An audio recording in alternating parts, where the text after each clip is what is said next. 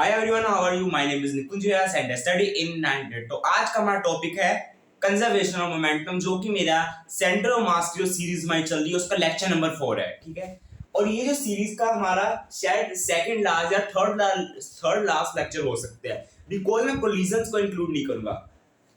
ये जो मैं आपको जो टॉपिक कराने जा रहा हूँ कंजर्वेशन ऑफ मोमेंटम, ये इसके बाद सीधा हमारा टॉपिक आता है कोलिजन्स का। जब हम कंजर्वेशन ऑफ मोमेंटम में क्वेश्चंस करेंगे उसके बाद सीधा हमारा टॉपिक आता है कोलिजन का, जो कि काफी छोटा टॉपिक है, जो गिनती के मेरे ख्याल से 2 या 3 लेक्चर्स में मैं उसको खत्म कर दूंगा।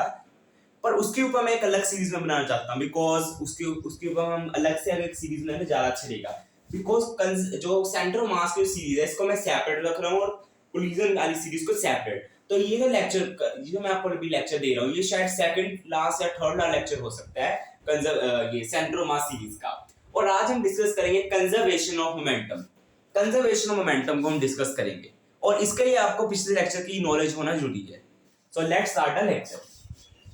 तो पिछले लेक्चर में मैंने आपको डिस्कस किया था motion of centre of mass. ठीक है, motion of centre of mass जो है वो इंपॉर्टेंट टॉपिक। अगर हमारे को इस टॉपिक को समझना है कंजर्वेशन ऑफ मोमेंटम, तो कंजर्वेशन ऑफ मोमेंटम एक ऐसा टॉपिक है जो कि आप सभी ने पढ़ा हुआ है क्लास 11th में। ठीक है, और मोमेंटम तो वर्ड आपको पता ही होगा, ये 9th-10th से हमारे को सुनता हुआ आ रहा है और अभी 11th क्लास में भी हम प्रीवियसली करके आए हुए हैं मोमेंटम, जिसका भी फॉर्मूला होता है m/v, p = mv।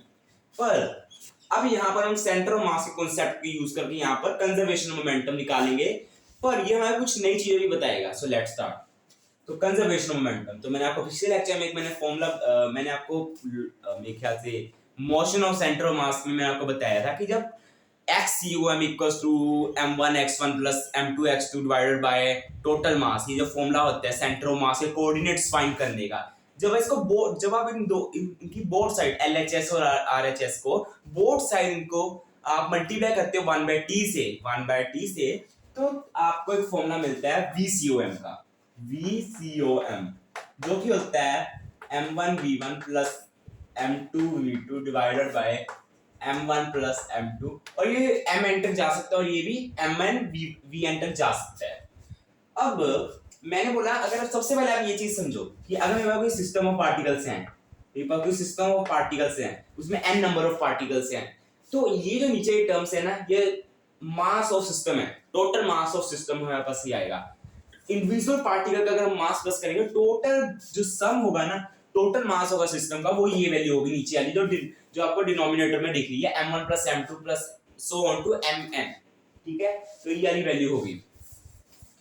तो अब मैं जो m1 + m2 है इसको मैं इस साइड ले जाऊंगा, तो ये कुछ ऐसा बनेगा, तो कुछ इस टाइप से आ जाएगा, VCOM is multiplied by m1 + m2 is equals to m1v1 + m2v2 and so on to mn vn। तो ये कुछ बनेगा, ये इसकी वैल्यू। ठीक है, अब अगर मैं इसको ध्यान से नोटिस करूं तो VCOM, देखो मैंने आपको बताया ना सेंटर ऑफ मास एक वो पॉइंट है, अगर मैं पूरे सिस्टम को नहीं मानना चाहता, अगर मैं बोलूं कि अब मेरे पास कोई सिस्टम ऑफ पार्टिकल्स है जिसमें n नंबर ऑफ पार्टिकल्स हैं, अब मैं इंडिविजुअल को नहीं देखना चाहता, मैं किसी एक पॉइंट के ऊपर वर्क करना चाहता हूं, मैं एक पॉइंट को ही मानना चाहता हूं, तो हम उस पॉइंट पे सेंटर ऑफ मास बोल देते हैं।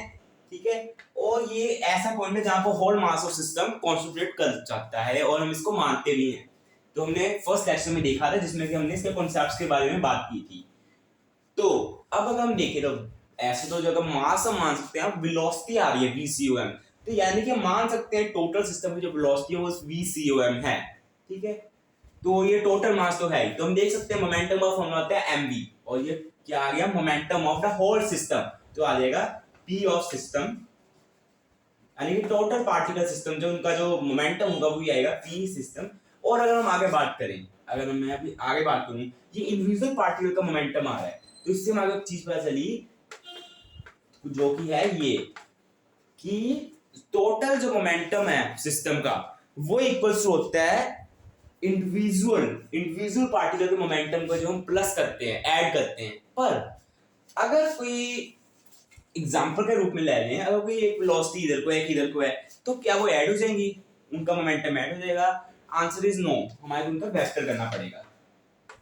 तो momentum of system, the total momentum of system is equals to the vector sum of each particles momentum. तो ये आ गया हमारे पास कंजर्वेशन ऑफ मोमेंटम। नहीं, ये हमारा कंजर्वेशन ऑफ मोमेंटम नहीं है, ये हमने भी मोमेंटम ऑफ सिस्टम निकाला है। अब हमने ये निकाल दिया तो कंजर्वेशन ऑफ मोमेंटम निकालना काफी ज्यादा आसान है। तो देखते हैं।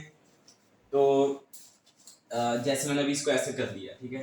अब अगर मैं इसी चीज को यहाँ पर ले लूं, अगर, या फिर हम इसको रिजॉल्व कर लेते हैं, ठीक है। अब हम इसको रिजॉल्व करेंगे। अब मैं जब इस सिस्टम, ये जो पी सिस्टम है, इसको मैं आगे पुराने केस में ले जाएंगे, यानी कि इस केस में, ठीक है। अभी मैं ऊपर मैं रब कर देता हूँ। तो सबसे पहले हम अपनी ये इक्वेशन लिखते हैं, P of system is equals to P1 plus P2 plus so on to Pn पर इनका वेक्टर सम, ठीक है। ओके, तो अब मैंने बोला जब फोर्स अगर जीरो है, अगर नेट एक्सटर्नल फोर्स जीरो है हमारे पास, तो एक्सेलरेशन जीरो होगी, because F equals to ma, ठीक है। तो अगर फोर्स जीरो है तो मोमेंट, तो फोर्स जीरो है तो एक्सेलरेशन जीरो, और एक्सेलरेशन जीरो है तो वेलोसिटी कांस्टेंट, और मास तो कांस्टेंट ही रहेगा। देखो, जो अगर रिलेटिविस्टिक मास के अगर हम कॉन्सेप्ट ना लेके आए तो मास को हम कांस्टेंट मान लेते हैं, मास हम कांस्टेंट मानेंगे, और वेलोसिटी तो कांस्टेंट होगी अगर एक्सेलरेशन जीरो है। तो यानी कि ये जो वैल्यू आएगी ना उस टाइम पे वो जीरो आ जाएगी।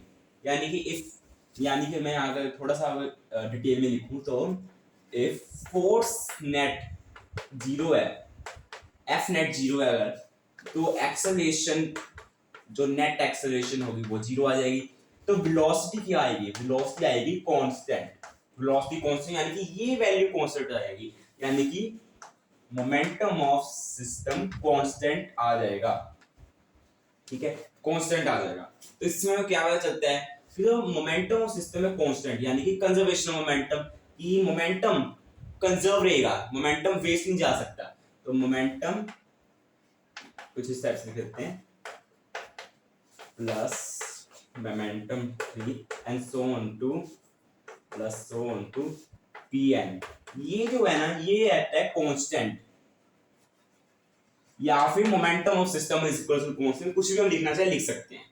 तो ये था कंजर्वेशन मोमेंटम। पर मैं समझ सकता हूं अभी ये कंजर्वेशन मोमेंटम है, जब तक हम इसके क्वेश्चंस नहीं करेंगे ना हमारे इसको समझना मुश्किल हो जाएगा।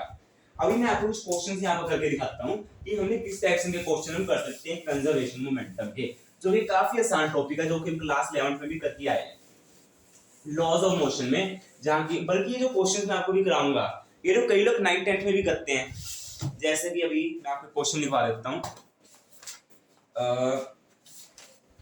यस, जैसे कि रिकॉइल वाला हम कर लेते हैं, गन्स रिकॉइल, जो कि काफी आसान क्वेश्चन होता है, ठीक है। तो क्वेश्चन कुछ ऐसे है कि मेरे पास एक गन है, ठीक है, या इस गन का मास था m, कैपिटल M इस गन का क्या था? मास।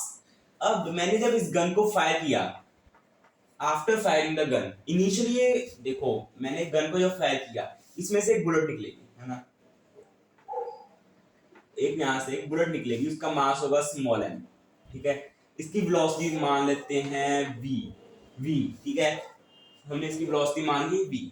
अब हमारे को बताना है वेलोसिटी ऑफ रिकॉइल। रिकॉइल ऐसे में होता है, पता क्या है, कि कंजर्वेशन ऑफ मोमेंटम के हिसाब से अगर हम देखें, क्योंकि आपको प्रूफ भी मैं करके दिखाऊंगा, सिस्टम का जो मोमेंटम है वो हमेशा कंजर्व रहना चाहिए। यानी अगर मैंने मान लो कि मैं फायर की, तो ऐसे नहीं कि वो रेस्ट पे रहेगा। अगर आप रियल लाइफ में कुछ वीडियोस आप देखें यूट्यूब पे, तो आपने देखा जब भी कोई इंसान गन चलाता है या जब मिसाइल भी को फायर होती है तो रिकॉइल होते हैं, यानी कि पीछे वाला मूव होते हैं, तो उसी को रिकॉइल वेलोसिटी बोलते हैं। मैंने बोला हमारे को रिकॉइल वेलोसिटी v रिकॉइल निकालनी है, ठीक है। अब इसको कैसे निकालें, हमारे को मतलब कैसे पता, हमारे को ये मेजर करनी पड़ेगी, कैसे करना पड़ेगा ये देखते हैं, ठीक है।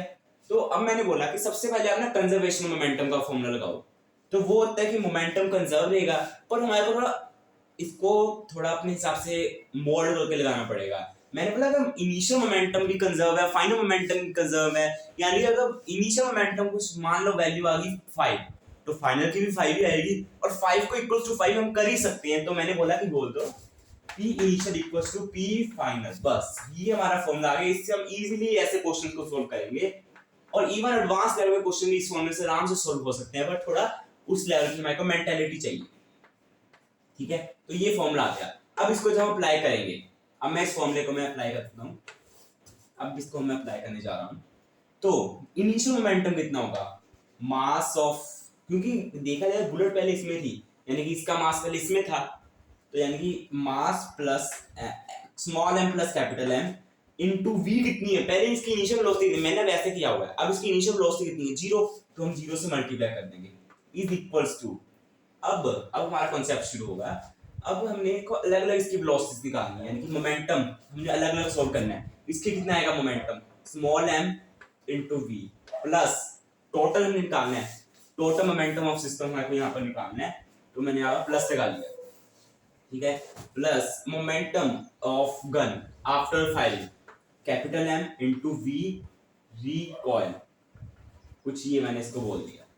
ठीक है, अब हम इसको सॉल्व करेंगे, तो ये तो 0 हो गया, तो जब ये इधर जाएगा माइनस एम वी और ये नीचे जाके एम, तो ये आ गया वी रिकॉइल, और ये वेक्टर में है स्टेम, ये स्टेम है वेक्टर में, बिकॉज इसकी डायरेक्शन हमारे को पता चल रही है। मैंने आपको पिछले लेक्चर में बताया था कि फिजिक्स जो है, फिजिक्स है कि इतनी ज्यादा एक्यूरेट है, फिजिक्स जो हमारे पास फिजिक्स एंड मैथमेटिक्स ये इतने ज्यादा एक्यूरेट है, अगर मैंने इसमें वैल्यू डाल दी तो वैल्यू भी इस तरह निकालेंगे कि मेरे को विद डायरेक्शन बताएंगे। ये माइनस क्या बता रहा है, आपने गन की डायरेक्शन को मान, आपने जिस डायरेक्शन में बुलेट फायर हुई आपने उस डायरेक्शन को मान लिया पॉजिटिव, तो अब नेचुरली वो ऑपोजिट डायरेक्शन में अब गन रिकॉइल हो रही है उसको नेचुरली नेगेटिव मान लेगी।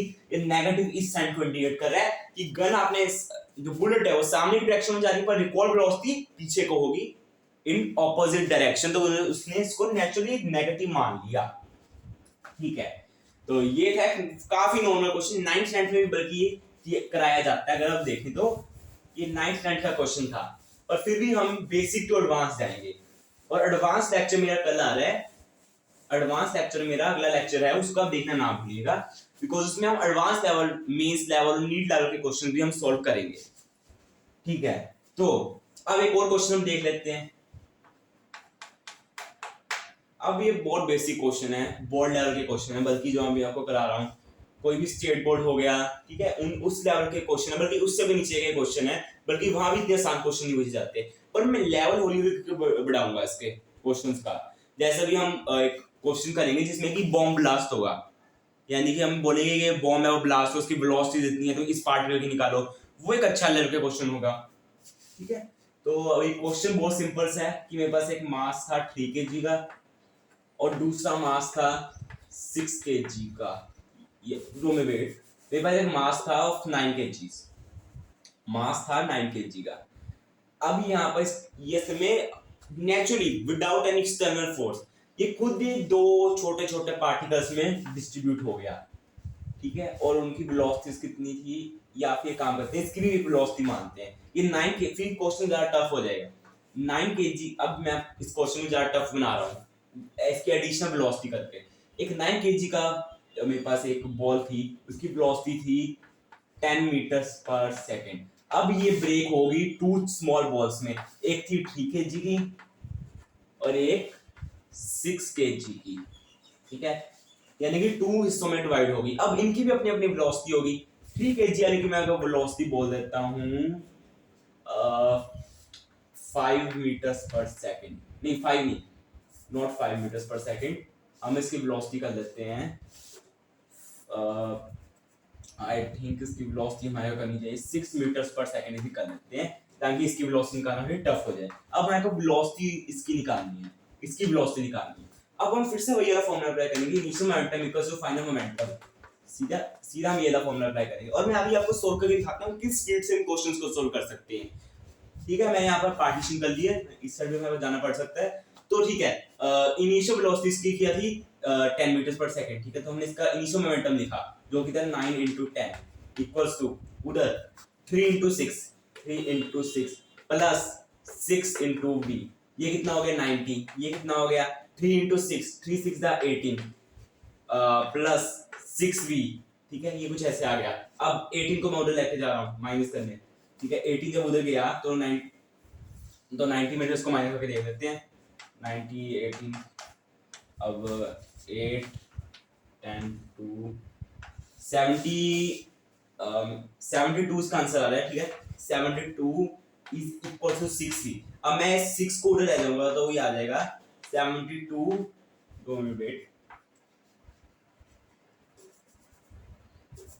ये कुछ आ जाएगा 72/6 जो कि मेरे जो कि 12 है, ठीक है, जो जिसका भी आंसर क्या है 12। तो इतना आसान था सोल्व करना कंजर्वेशन ऑफ मोमेंटम से। हमने इसकी वेलोसिटी फाइंड कर ली 12 मीटर्स पर सेकंड।